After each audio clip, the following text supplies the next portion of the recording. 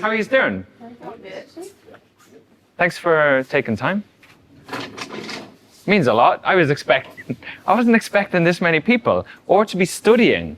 This isn't supposed to be like school, so please, it's not going to be serious. Feels like a school. Yeah, it does. There'll be a test. Yeah. And no cheating. That goes for Steve, all right? Let me do one thing. Can I sit on the floor as well? Is it all right if I just... What do people think I'm going to talk about?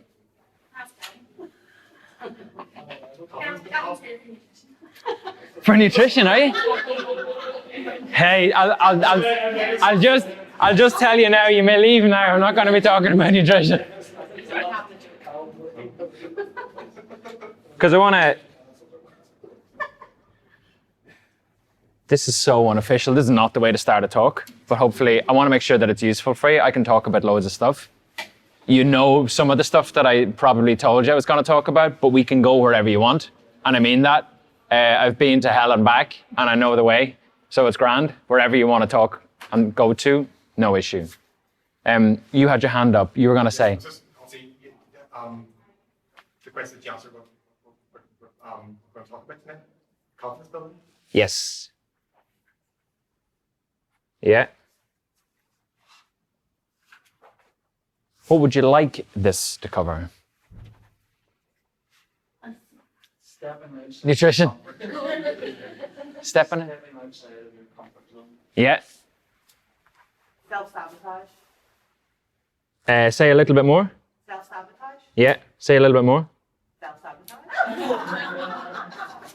So that when you know what you need to do, you're supposed to be doing that, you get to almost the finish line, and then you just stop. Got it. So getting in your own way. Yeah. Getting out of your own way. Better. Yes. Yes. Okay. What else?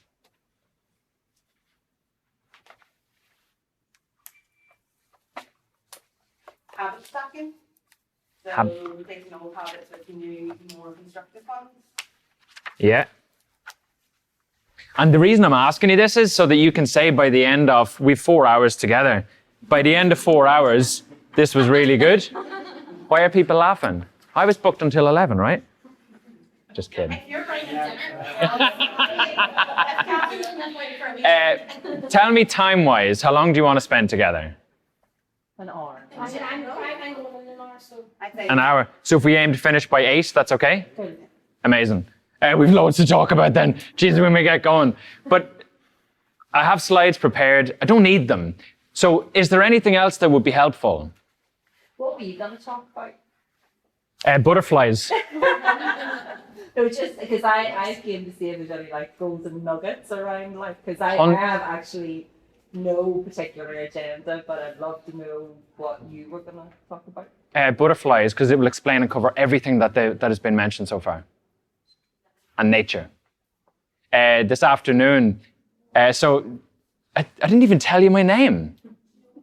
I'm Phil Brady. So originally from Dublin, moved up. I live in Bangor now with my wife, my dog Elvis, and my cat Ludi. And we're living there since roughly 2017. What year are we in? 23? Yeah, roughly then. Moved up to join Citibank. So I've worked there for a couple of years, since 2014, working on leadership development. So I've worked with the top people in the world at Citi, coaching one-to-one in conversations like this one-to-one, but also then delivering leadership programs around the Europe, Middle East, and Africa. So anything I talk about, I've done at the highest levels. And I left there in December because I care deeply about the work that ECA are doing and the coaching work that I do. So I still coach people one-to-one, but the stuff that ECA do around movement, if we take the last 2.5 years with COVID into account, our well-being collectively across the world is suffering. Movement is one of the 5 key components to any good well-being model. So I care deeply about, so Clang is the UK model, Active is the 3rd one. If you move your body, you will feel good about you. So I care deeply about this work. This is why I'm here tonight. I care deeply about this stuff. The fact that people were working out before I come in, makes my heart really happy. But this afternoon, I was walking around Scrabo, hiking with a leader, talking to them about their goals and how to be more human. So I care deeply about that as well. We're all, maybe hands up anybody that's not going through change, right? So this is why I talk about butterflies and nature. Change is constant, but we expect it to have a finish line. Once you're alive, change is going to be a thing. But when we understand actually some of the things about it, well, then we can make sense of it differently. And rather than judge ourselves or sabotage ourselves and beat ourselves up, we can just soften to ourselves and make peace with the fact that we're human. We will never be perfect. You will never be perfect. And that's all right. Did a post about this today with me hugging Elvis on the couch. Please follow me on Instagram. I need more followers. Blatant plug. Please follow me. It's me and my mom, and it's just getting awkward. She's liking all my pictures. I follow him just for the accent. And the nutrition advice, right? The nutrition advice.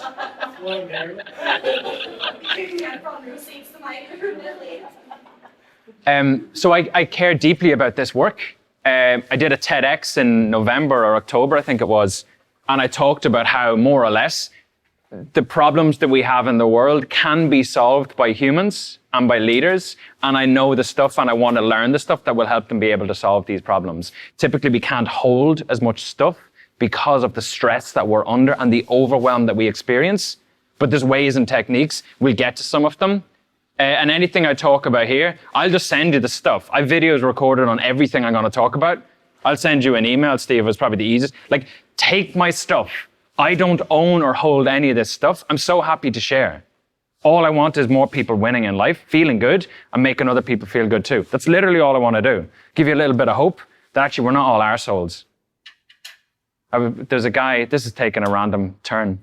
There was a guy broken down at a roundabout in Bangor, and I was on the way back from a walk. And he broke down. I parked the car and went over to help him. And he's like, "You're the first person that's offered to help. Everyone else has called me an arsehole." And I'm like, "I promise we're not all arseholes that drive past." But like that was the first thing. We're all so wound up. We're all so busy and rushing to everything that we can't take time to just be human and help somebody else in need. So you're taking an hour for yourself. You're slowing down, and I really value that. It's an honor. I don't take this lightly. So I appreciate it. Can I ask you to turn to the person beside you? So roughly to you two, you two, you two, you two, you two, you two, and you and me, Steve-O.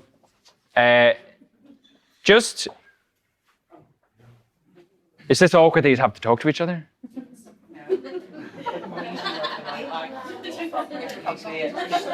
Oh, actually, we do make this awkward. Sorry, I forgot. I had a quick look at the slides. Everybody stand up. This is practical. Oh, yeah. I forgot about this part. I get so excited about this.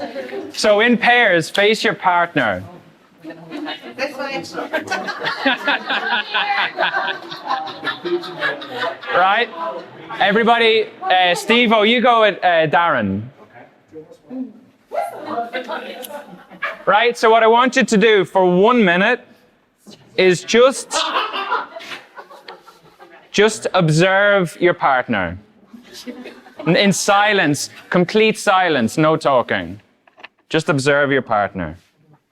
One of two things is going to happen. You fall in love or you punch them. So just, please fall in love. Please fall in love. Oh, just observe. Just observe. Uncomfortable enough? Okay, you can stop. Uncomfortable? No, all right. So turn away from your partner. Change 3 things about your appearance. Change 3 things about your appearance.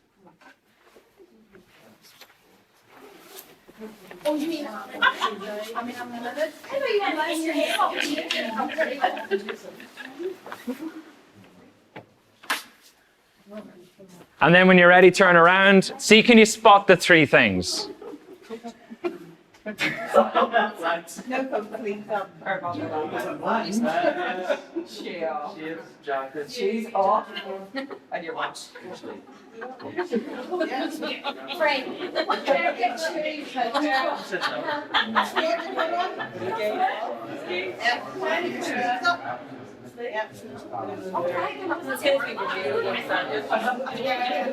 Okay, all right.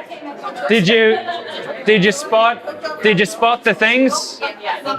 Okay, so turn away from your partner. Change 3 more things about your appearance. Do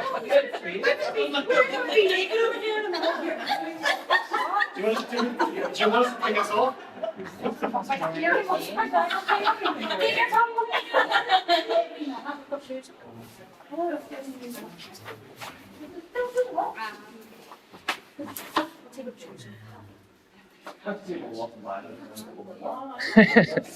Okay, and then when you're ready, you can turn around. See, can you notice the 3 things? Okay.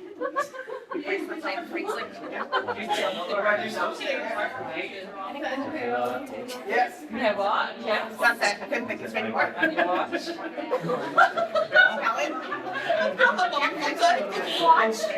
I'm doing nothing more. Is it cold? Okay. Okay. So sorry. So if I ask you to do it another time, how would you feel? Naked, cold, Yeah. right? Confused. What else? You can take a seat. What else? Unbalanced. Unbalanced. Yeah. Unsure what else could possibly do. Yeah. What else? I still my head room. I haven't heard that one before, but One step away from being a member of the Fit Monthly. sorry? One step away from being a member of the Fit Monthly. But what you've just experienced will be explained in everything I'm going to show you on the slides. So it's just an exercise just to get you to feel cold, right? And just so just observe everybody now, right? We've all gone back to what was before, what was comfortable. So when you've said earlier on about confidence building, leaving your comfort zone, self-sabotage, and then habit stacking or moving from old to new, you've all naturally gone back to whatever it was before. True? Because why? Because it feels cozier, comfortable, warmer. Right? Normal. Was it? I had my shoes on the wrong feet. I was a bit uncomfortable. So I have slides. You won't be able to see them, but I'll call them out. More or less as a picture of me, and it says confidence, Vitamin P Coaching on Instagram. Follow me, all right? Well, if you can't do self-promotion, who's going to promote for you? This is a one-person business, Steve. I need to do it, all right? This is my wife. This is my 96-year-old friend, Mary. I used to be a teller in the bank, and she used to come in every Wednesday. So now, because I live away from her, I ring her every Wednesday. And she's just, so when we think about change, like she's really fucking old. She's really old. Like, this is her. She's nearly dead. I'm just kidding. Sorry, that was a bad joke. Sorry. Please don't quote me on that. Don't text her. I'm about there. Every day here for problems and stuff like that seems like the biggest deal ever. But when you widen your perspective and see how long you might live for, it just puts things in a very different perspective. This is why you can be wise with old people, but caught in overwhelm and chaos when you're with yourself. Who was it that came here for knowledge bombs? Was this with you? First one? I think we're on 2. You're supposed to agree. I told you that I have a cat. Here's the proof. That's a t-shirt that says Best Cat Dad. That's Ludi. We adopted her. She was 6 months old when we adopted her. There's my beagle. His name is Elvis because he's a hound dog. I'm not good at jokes, but this is rolling off the tongue. It's so good. Oh, you've warmed them up. Still laugh. And then I got to speak at the ECA conference is it called a conference? In July? Yeah, and this is an honor. You know, I mean a lot. It means a lot to me. And I showed this slide as the second slide, actually. I can talk about the first slide if it's helpful. was about a fly. What do you see here? Transformation. Transformation? Rebirth. Rebirth. Nice. There's no silly answers. Just tell me what you see. Yeah. What was it? Maybe say a little bit more. I can recommend a great therapist, by the way. Just Yeah, I don't really like screaming for all the things, but butterflies are. Oh, got it. We'll talk about that for motivation. Okay. And you were saying?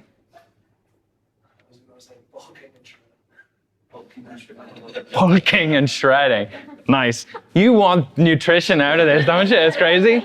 Just calorie surplus, right? Calorie surplus. Protein. Loads of protein. What's missing from the picture? Yeah. We forget that part. This is Instagram. Reality is in the middle. And this is old. This is past. This is what we're letting go of. Right?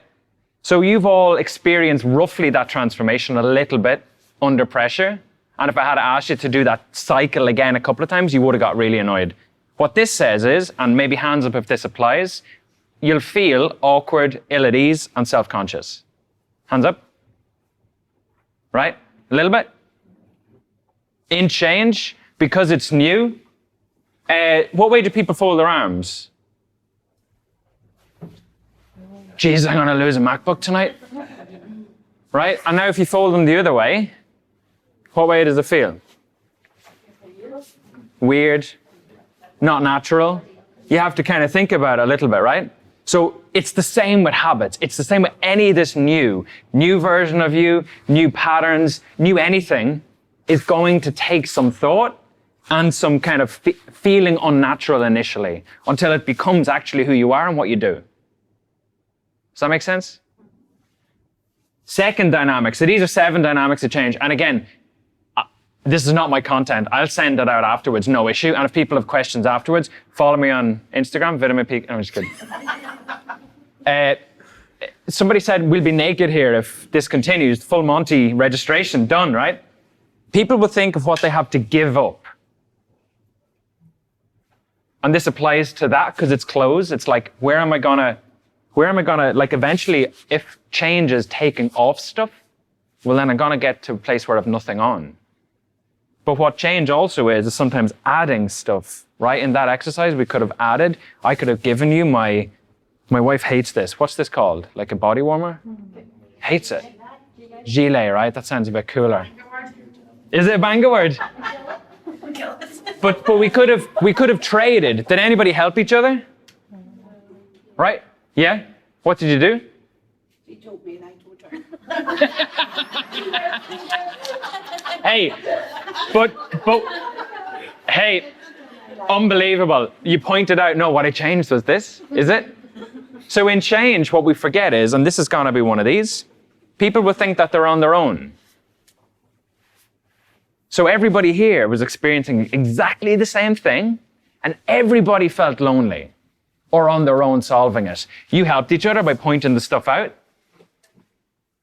But anybody else just struggle with like, what am I going to do? Right? So this will play out and change, but then look around, there's a community of people here also trying to make changes. So you're not on your own.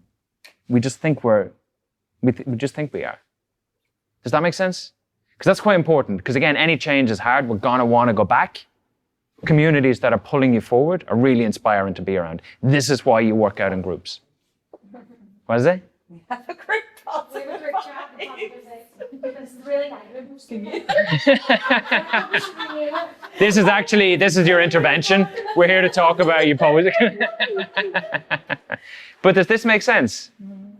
So any change you want to make, surround yourself with the people that are embodying the thing you want to change, and they are going to point out you're not towing the line. You need to up your game. You need to change your standards, something, because they'll also be embodying it, which is very different from just talking about it. What if you lack or what if you have self-doubt though? You will have self-doubt. So how can you, know if you're like embodying it with other people and you're going to the community to help, but like what not motivation, what pushes you on then to actually, because I know like coming into a new environment, how can you get yourself over that threshold to believe that change is possible and not just by joining the community? We will get to that. It's a really good question. This is not how to do a session, right? Just please ignore what I'm doing. So self-doubt, is that before you commit to the change? Yeah. Just a placeholder. We'll get to it. Because I want to hit my 7 things and then we can do whatever. So people will think that they're on their own. Please surround yourself with the people that are doing the stuff that you want to do. If we had done that, change 3 things another 7 times, some of you would have punched me. But how else would you have felt? You would have gotten to a point where it's like, that's too much. So we think new year, new me, and we change 1,000 things on the 1st of January, and then we wonder why on January 2nd, it's like it's too much. Change, the toll it takes on your body, that cocoon in the middle, the toll and the stress that it places on your system is unbelievable. The calories it needs mentally for your brain, it's 1/3 of your fuel.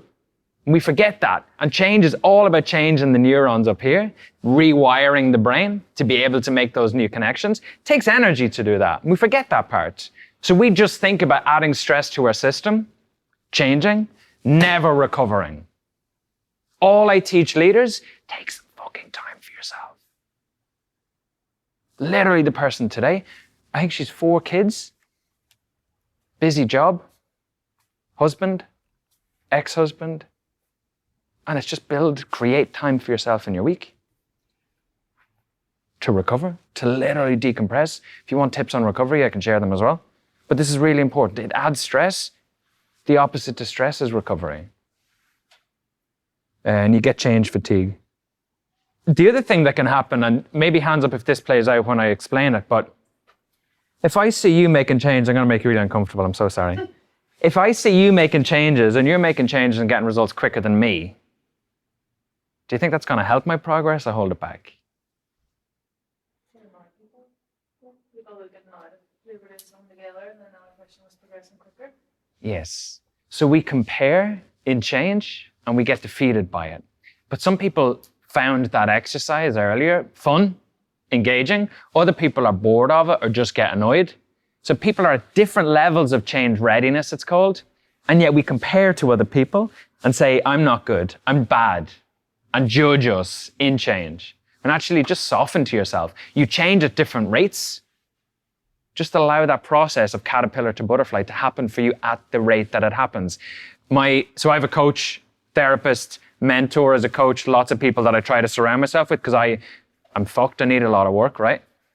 Sorry, that was a joke, please laugh. Steve-O, I should do like Empire Laughs and just, please laugh, guys. That was me joking.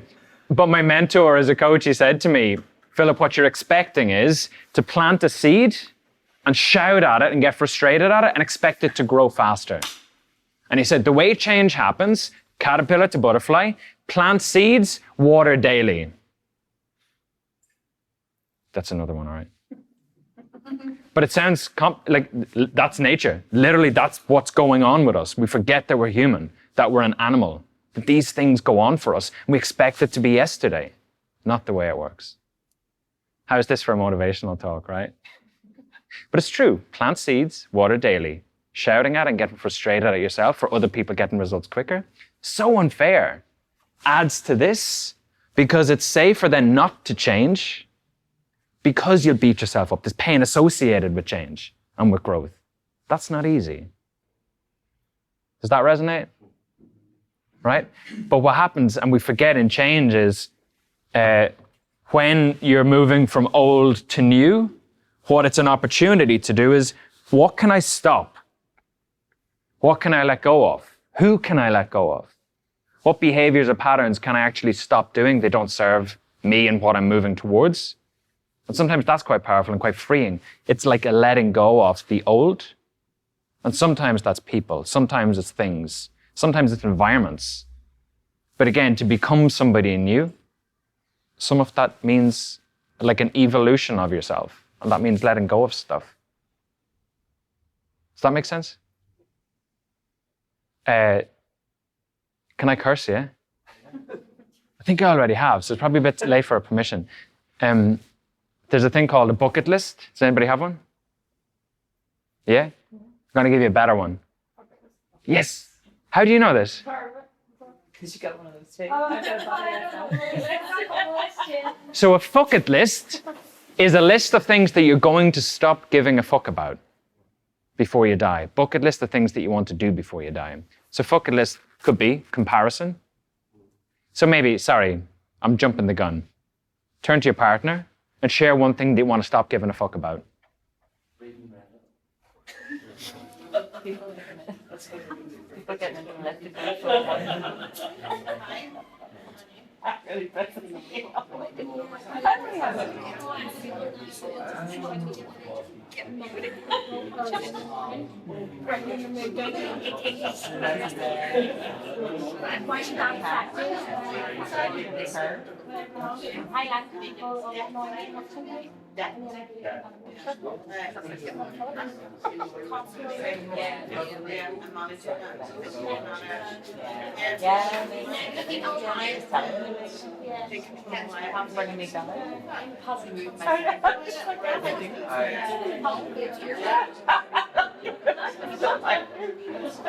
So what were some of the things that came up? Reddit. Time wasting on Reddit. Time wasting. Yeah. A lot of work stuff. I'm not specific, but there's things in work where I get annoyed at, I should get annoyed at. Yeah. The very first thing that came up with me, which is pretty sad actually, is that when I get into the left in the mornings in work, and people go to floor one, that really fucks me up. Because I'm an amazing bastard. In my head, I'm like, get out of here. You can't leave. I'm like, seriously. Take your steps in. Like, oh Lord. That's not in my notes. I don't know where to go from here. So you want to stop giving a fuck about it? Yeah, like, yeah. I'm sorry if you're going to be a lazy bastard. Like, It's not your problem. It's a challenging delivery. I'm going to let that one go. I can't wait till tomorrow. Tomorrow's Friday, right? Same. What else came up? Time. People pleasing? Yeah. Emoji? Most the time. I was talking to Helen in realms of my dad, dad. Give a fuck about that. Yeah. And what was the time one? That was me, really, because I feel my hostage the time. Or, thing about punctuality. It's an anxiety for me. And I say that as someone who's worked in mental health for 23 years. Yep. I work as a therapist and a life coach and a counsellor and supervisor and all those things. And you were saying about comparison earlier on. It's a thief of joy. It steals your mind, it steals your time, Mm-hmm. can steal your happiness. Mm. And I find myself in that trap where, even in the gym, and I tried when I'm working out here, I have to be here for me, just me. I can't do it for anyone. Mm-hmm. And I think that's the evolution and change for me. And it doesn't matter how long you've been doing it or what age you are in life. Every day is a learning day, I think. And I just try to bring that to home. Yeah, good. And letting go of the negative impact of the stuff along the way. Was there anything else that came up? Making mistakes. I'm not going to name names, but where I used to work said we deliver with pride, but we deliver with excellence without failure. Yeah. And like literally, and we've a learning culture. Do you know how you learn to walk? Fall. I Like- have a primary school teacher and I have a little poster on my wall that says, mistakes are the proof that we are trying. And like I have loads of things on my walls, but the kids love that. You know, if we live in a society where we test them, and it's not even about teaching them. You know, and no matter how academic they might be, or really creative, or real problem solvers, we still standardise them on English and maths, and those kids that get a score just feel like that score. No matter what you do, you can say whatever, but you know, I'll always point up to that. And I'm like, oh no. But some of them it sinks in, and then I think just the nature of our education system, that's how they feel go through it. Yeah. Mistakes are the proof that we are trying, and that we are learning. You know, so it's okay if they're doing like a test in school and they get half of it wrong. You know, let's look at those bits they didn't get and fix them. So if we were to apply that to all of us, mistakes along the way to whatever it is that we're aiming for, hands up who would benefit from living that principle a little bit more. Right? So instead of beating ourselves up when it doesn't go to perfect plan, and like, can we go like deep for like 30 seconds? So my therapist told me that what I try to do in certain situations or contexts is exert control so that I'm certain in an uncertain world. It's all chaos. The fact that we're even here in a room, it's wild that it even happens. But we try to control things, so like being punctual is a feeling of control in an uncertain world, and it gives us a feeling of control. So a lot of the work that I do with leaders is literally getting them comfortable when it's all shit outside, because it's so uncertain and they don't have control over everything. So this isn't in any of my slides. Does anybody hear about like Stoicism? Or Stephen Covey's 7 Habits of Highly Effective People? There's a really simple model. It's really helpful just to remind yourself. And then here's like out of control. All our attention goes here. COVID, bad stuff, Ukraine, war, all this stuff. Just catch it and remind yourself, what can I control right now? More or less, sometimes it's just I can take a breath. And I can exhale really deeply, which is going to lower. We can talk about the science if people want to hang around. I can talk about this to whatever level is useful. The biggest impact on well-being or lack of well-being is not feeling like you have control over your life. Why? Is because this gets our attention, time and energy, and we lose track of this, and then we get lost and we feel isolated and we feel alone because we're still changing. It's really powerful. So just finding some element of control will give you certainty, but there's a cost to it. Does this make sense? I don't know if I think that was longer than 30 seconds. It's called like agency. So feeling like an agent in your life. It's really powerful. Maybe just any questions so far? There's a lot of talking. One question per se, but on talking about making mistakes, I find that sometimes I can be completely disabled by the fear of making a mistake.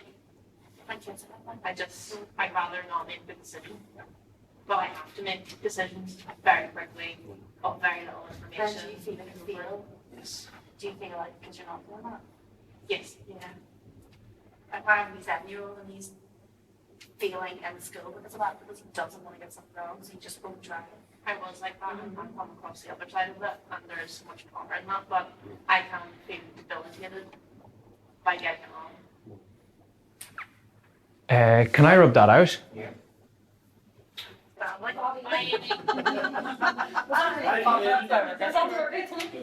So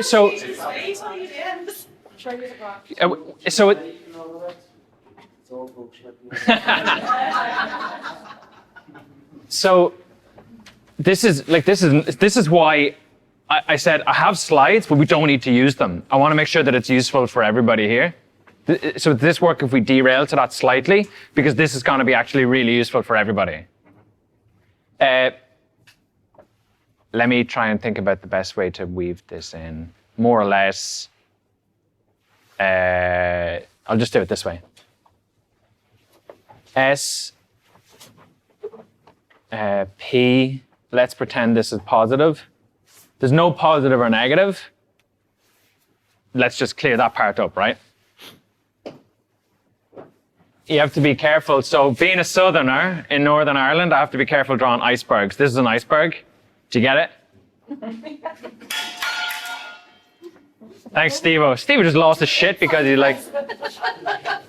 So the S stands for, let's call it survival or sympathetic nervous system.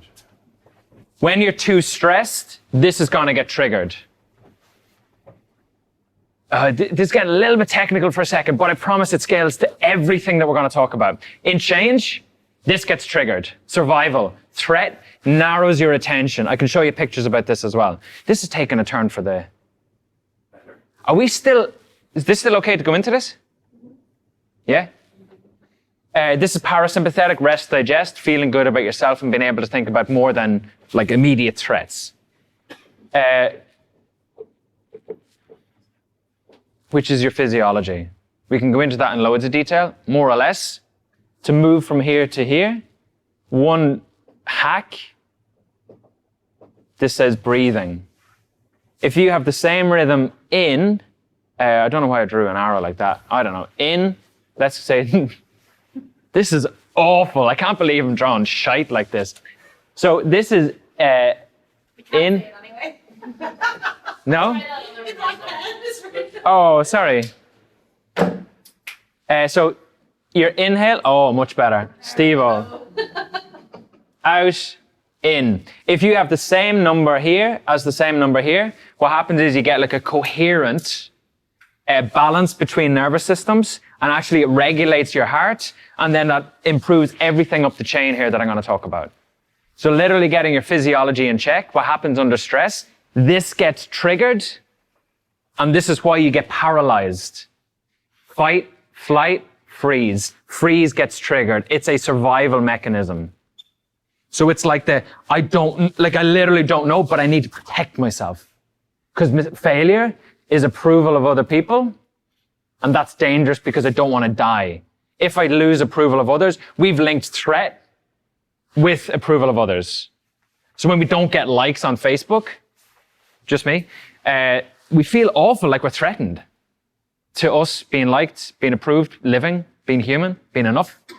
Being enough is a big one. Don't really know where I'm going with this. I hope it's still useful. Are people tracking this? Making sense? If we can regulate this, this is how we're going to change the world, literally, through your heart, opening your heart a little bit more to this. If you improve your physiology, the signal that your body gets, the emotion. So, hands up who likes roller coasters, right? How would you describe the feeling in your body? Excitement. But explain what goes on in your body. Butterflies, adrenaline. Maybe some fear. You're so far up from the ground. Yeah.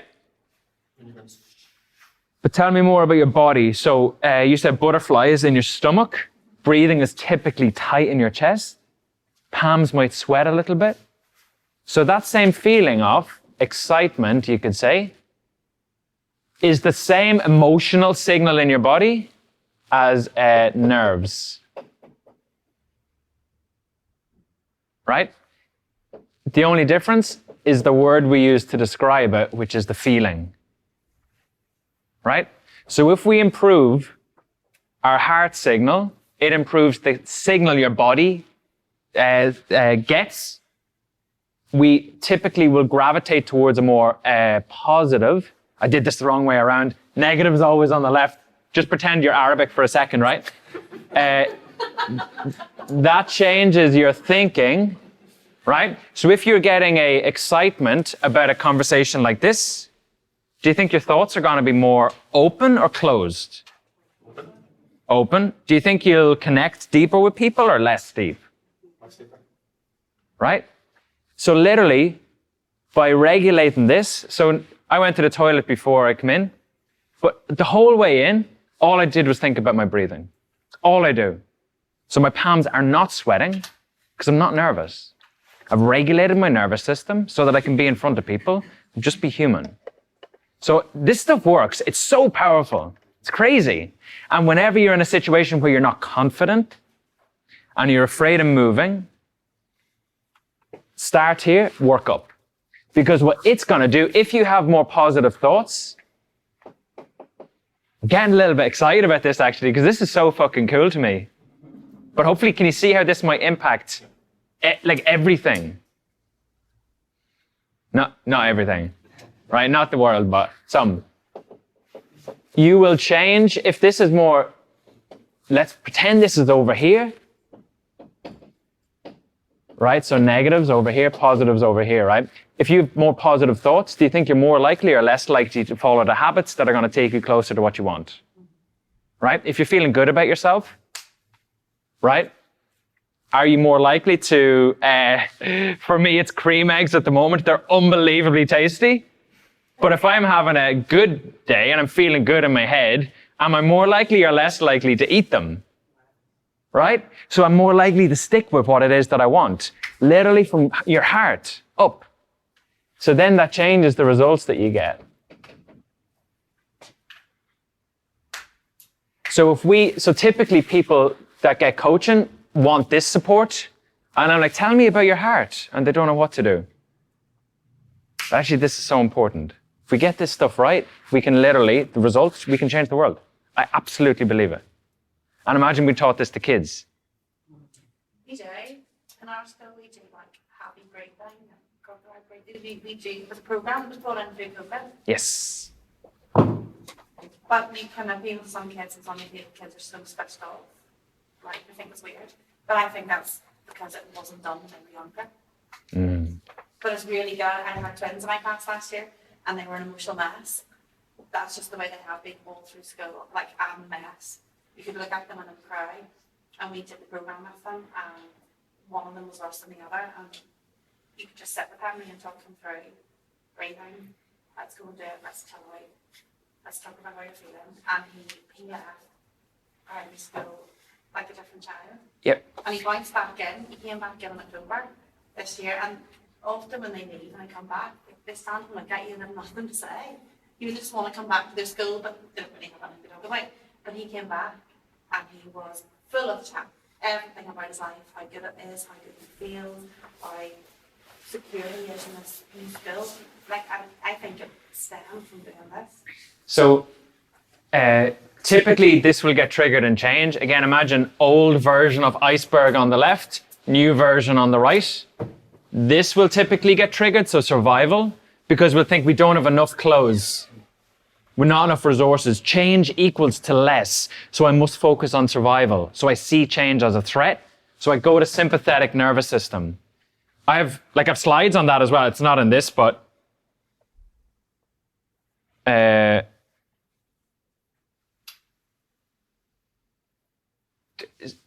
talked about self-doubt.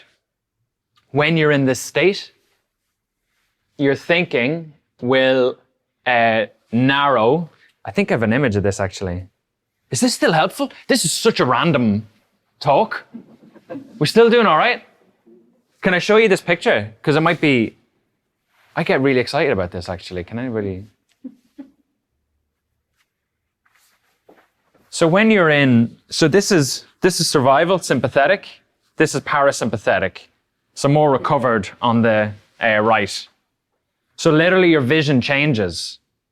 Your pupils have dilated. You're able to see literally wider, bigger picture.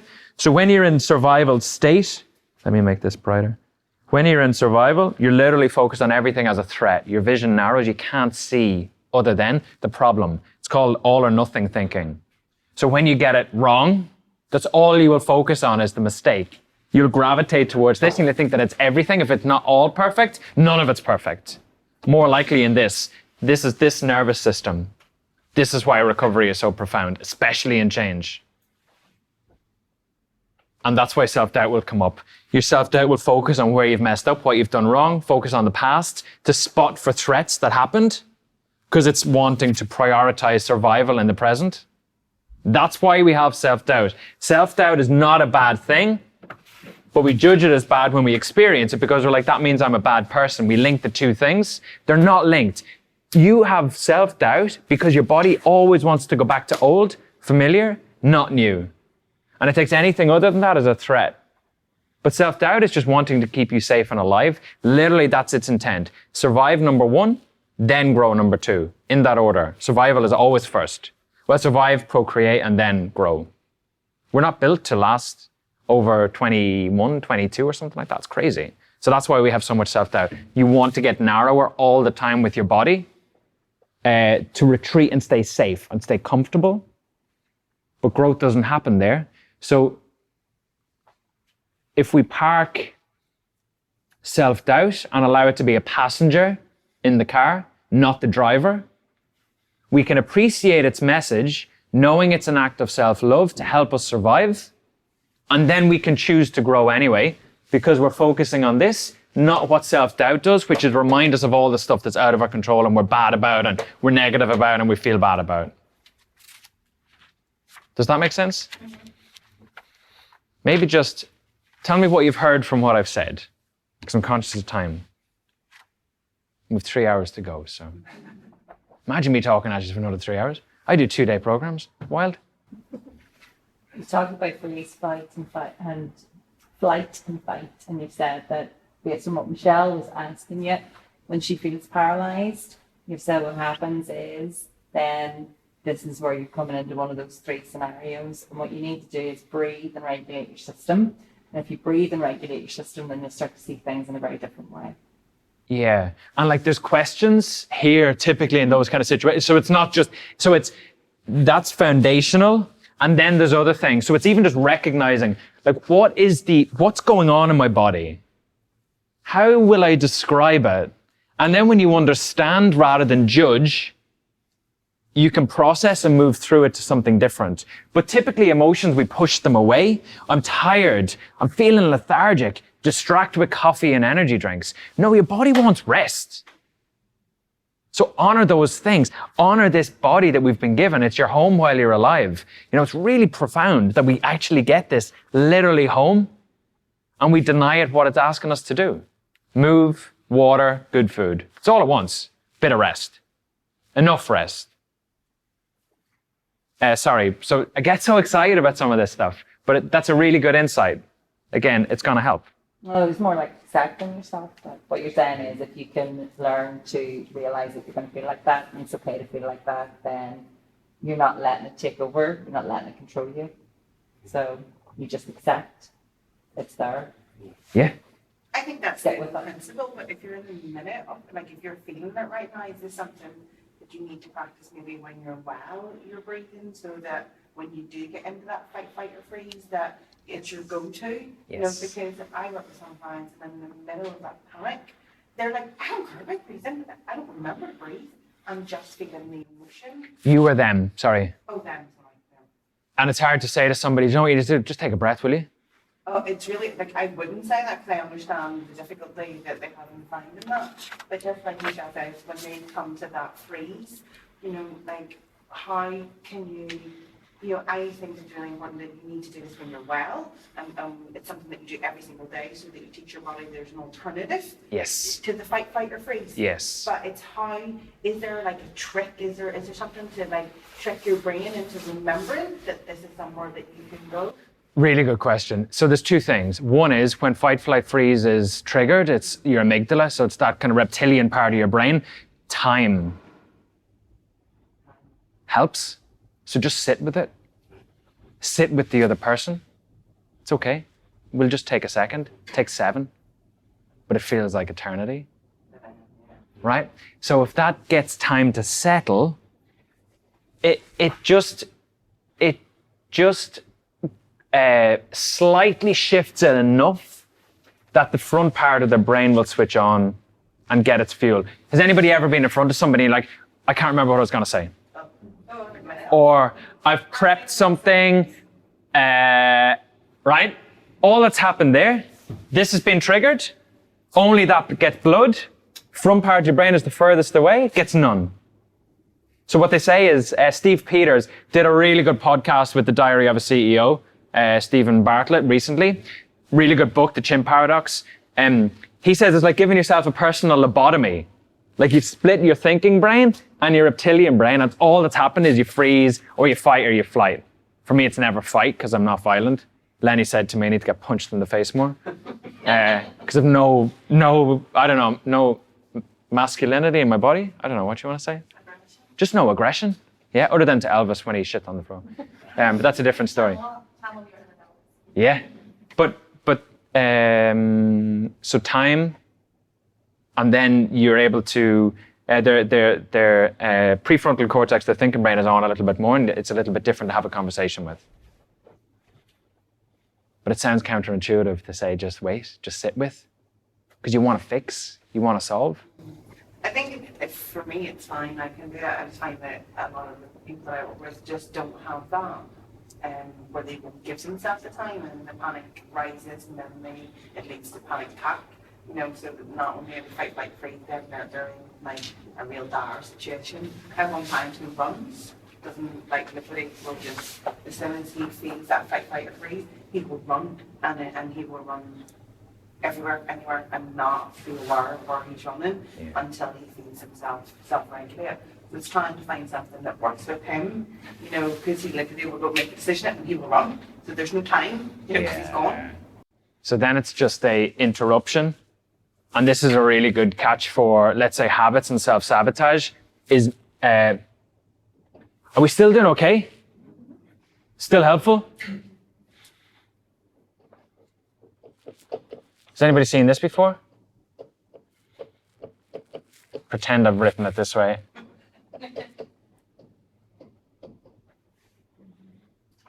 It says event plus response equal to outcome.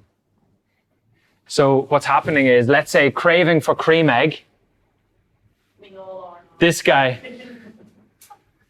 This is why my wife eats so much chocolate, just to put up with me talking all the time, right? Habitual response, old response, caterpillar response, or run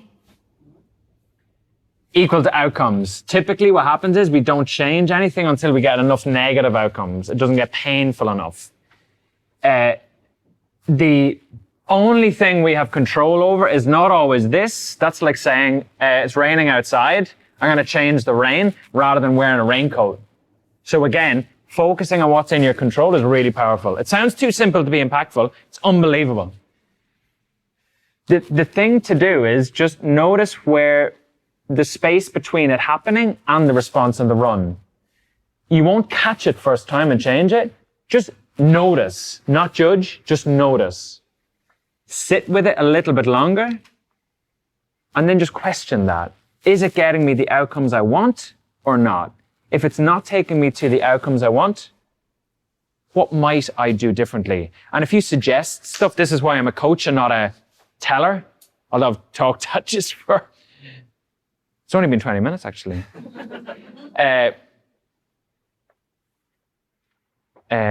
If I ask you a question and you come up with the stuff, you feel very different ownership around the solution.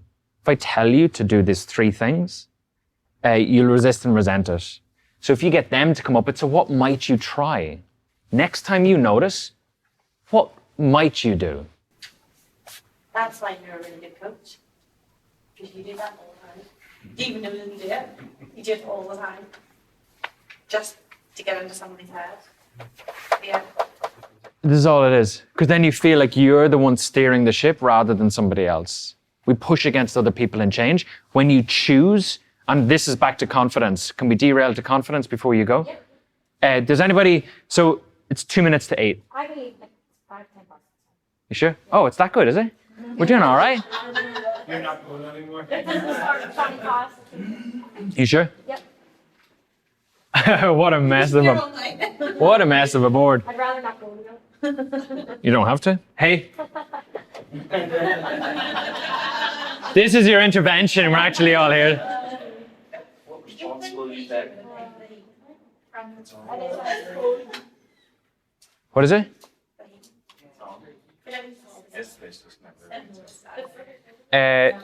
Is it help? So, comfort zone is the stepping towards butterfly. So we're leaving old. So it's unfamiliar. It will feel uncomfortable, like we're folding our arms the opposite way. We haven't done the stuff, so we feel self-doubt, like we're not good enough. We get like imposter syndrome or any of this kind of stuff, like who am I to be getting this result, or I'm not good enough, or whatever. So we'll go back. Self-sabotage will kick in because your body and brain will do whatever it needs to do to keep you the same. Because same is survive. Literally, it will throw any amount of shit at you to stay the same, right? Stay small, retreat, comfort, safety. So you just say, thanks. Who am I becoming? Stack evidence for that new version of yourself. I am. So everybody gets a copy of Atomic Habits, don't they? It's awkward if you didn't. That'd be like the worst thing ever, right? But do you remember the identity, process, outcome? So identity, we typically don't get clear on that. Who do I want to be? For me, I want to be somebody that gives people hope with a way that they can move towards stuff. Cocoon, messy, really messy. Nothing is clear. And everybody expects when I'm changing, well, then it's going to be easy. It's going to be, I have an image for this actually. We expect it to be top, and yet the bottom is actually the reality. Has anybody seen this before? Mm-hmm. Right? The other thing that happens is, this is Instagram, comparing to others. This is reality. So we only ever post this stuff. We rarely see and post this stuff. So when we compare unfairly. We're like, they change so easy. They're getting all these results and we don't see the struggle underneath. There's a quote, it's like if we all threw our problems into a pile, you would take your own back fairly quickly. So again, we look at others and only see this because that's the highlight reel that they share. We don't see this. We don't see the struggles. I'm not going to talk about mine. But like I've been through some really difficult stuff over the last couple of years. When I moved up, really close family members been hospitalized 3 times in a psychiatric ward. So we've had to lock her in over Christmas. So I know what it's like in there. And I've seen this play out too much when people haven't recovered and they aren't well. So I know what this looks like. I've seen it firsthand. Hence why I'm here. I want to help people be well and stay well. You know, it's really simple stuff, but it's really powerful. This makes sense? Yeah. How do people, tell me what you've heard from what I've said. Change is difficult. It's hard. And it never goes in a straight line. And you've got to get comfortable with being uncomfortable to make progress. Yeah. And that's life as well. We expect life to just be this. I expected Elvis to be this. Because that's what Instagram told me Elvis was going to be like. This is what puppies are like. Perfect, cute, tidy. And then all he did was shit on the floor. He actually had an accident last week. He's like a year and a half. I'm like, you little arsehole. Brought out my aggression, right? Beyond the veneer. Sorry? They could be on the veneer of what your preference. What you want something to be. Yeah, yeah. That makes sense. Yeah, 100%.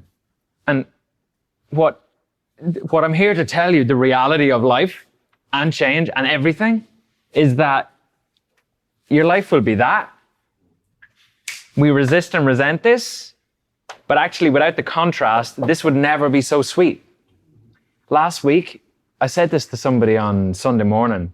It's going to make me a little bit emotional because it's so nice to be able to say this. I saw Elvis run on the beach with no lead on, chasing a stick, and I was filled with this joy. And it really moved me. Like it was just the most pure moment of happiness I've experienced in a long time. And then the next morning, he had an accident on the floor, right? This is Elvis. Oh, I don't know why we push against it. That's the reality of life. It's not going to be always good. Well, he needs to shit. Yes. Exactly. So don't judge yourself when this happens or when you feel this. Literally, the work is remind yourself of this and pay attention to it a little bit more often, and you will find that more of it will be there, and literally your life will feel fuller. The whole thing on people rent space in your head for free. And I'm kind of used to stress myself out about people I work with and took everything home and wouldn't have slept. And now I'm a lot better, like, but it gets hard sometimes when you look around like, the bucket list, like there's people you work with and they're just lazy bastards. Pardon my French. Yeah. I'm not saying I work 8 hours a day, but there's some people I work with and it's just like, but I let them control how I feel and how I react sometimes. Mm-hmm. I always say that other people's opinions of you are none of your business. I don't care what people think of me and stuff like that because I know I went to work and I work hard. I went to work early. Same thing as you, I have a real issue with punctuality. Like I work for the girl, she's left where I work now. And for the 3 years she worked with us, she was never on time. The whole thing, she wanted to work from home at one point and I went and kind of negotiated hours. She worked like 9 to 2 every day and she went home in the afternoon so she was there for the kids. Every single day she'd come in at 9:30. And I said to my boss, like, I need to say to her about this. And he's like, just let her, just leave it.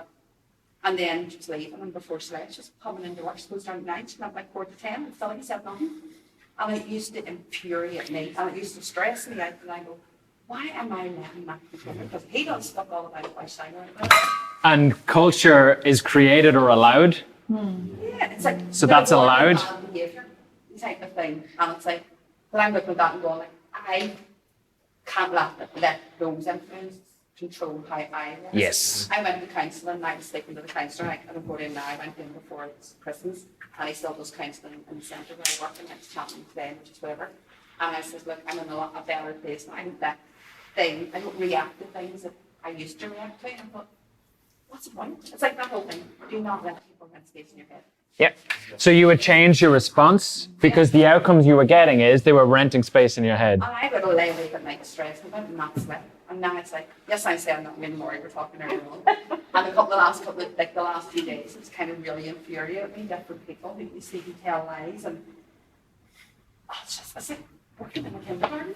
So- I'm 50, I'm too old for that nonsense. So it's like, I need to, after tonight, just go, I cannot. Put it on your Something, yeah, that's going like, the best advice I was ever given, and by I was spoken to, and it was that you can only change you. You can't be responsible for changing anyone else. yeah, And people can really wind you up, fuck you off, or you know what people need to do to be better. But the only person you should be investing time in is you. Making you a better version of yourself and letting Because that's all that you can control. You cannot control other people. When we look around, nothing's in our control. We can move stuff around and stuff, but like that's how we make sense of the uncertainty that's within us. What's happening there that's causing stress or unhappiness is your expectation for how people should be. yeah, and I can't control that. No. So make shoulds coulds is what my therapist told me, and it's so good. So they could be on time rather than should. It'll feel a little bit queasy, but I promise it's worth it. When reality is greater than expectation, we're so happy. What happens though is the expectations that we hold for other people and everything is so high, even for ourselves, in change. This is why nobody's confident. Because the expectation of what confidence looks like is you must be up here, you must be unbelievably, I don't know what, eloquent, whatever. The standard is too high. We never hit it, so we just beat ourselves up and we never change. Were you going to say? Could I just ask if I may just a general question around control? And I think I heard you correctly. Did you say we're not in control of anything, Philip? Did you say that? No. It's all just... Well, I wonder, could I just ask, I think we are in control of something, and that's how we decide to respond to certain situations. So the out of control thing is just, that's me playing a little bit. Okay. Like more or less, the universe, like literally it could explode tomorrow. The sun has 5 billion years left. It might only have one. Right? So we're trying to make sense of this chaos And the way to do it is to be micro on some stuff. This is where your power is. This is where you will feel more confident, more in control of your life, more able to handle the chaos. But we lose sight of what's in our control. I would suggest this is, but it starts at the bottom, but typically we start at the top. We get frustrated that we're not doing the stuff, we're not getting the results. We ignore this stuff.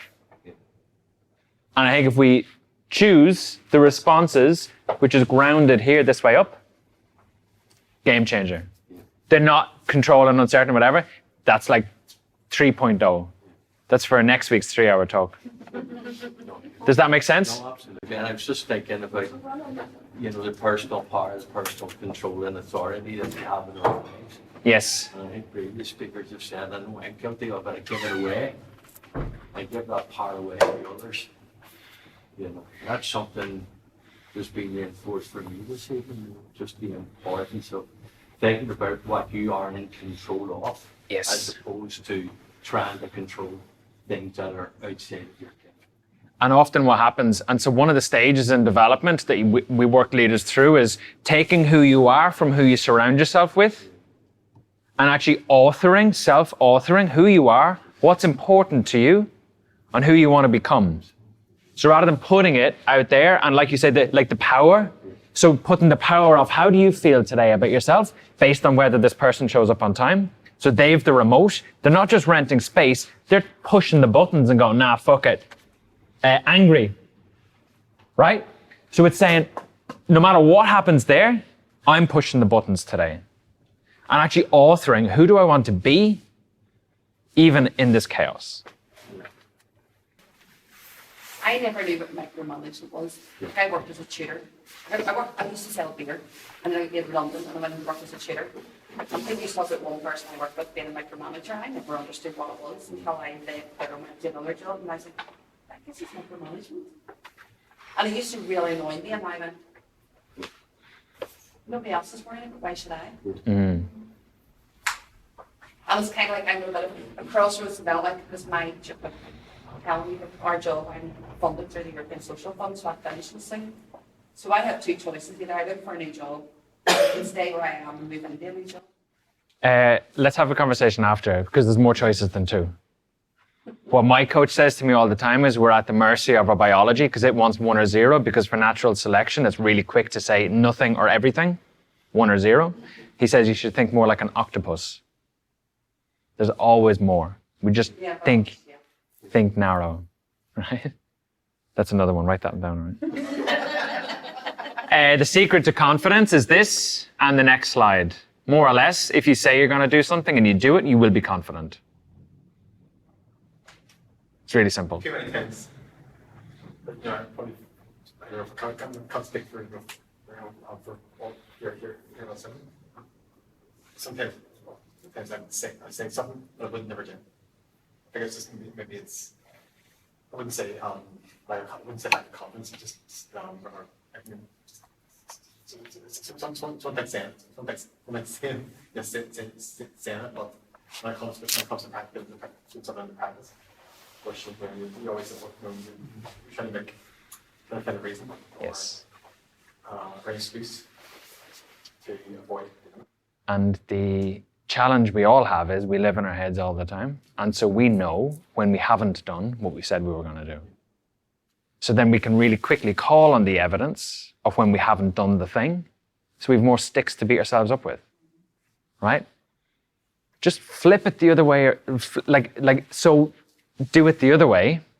Be kinder to yourself when you haven't done it. Know that that's going to come up to hold you back and keep you safe and certain and surviving. And just test this out. Create something that you want to do more of. Then do it just for a week. Test it. An extra glass of water a day. Just test it.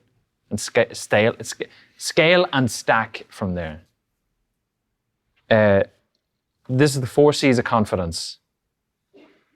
Really simple model. It's the hero's journey as well. If anybody likes movies, more or less, every movie will show this thing.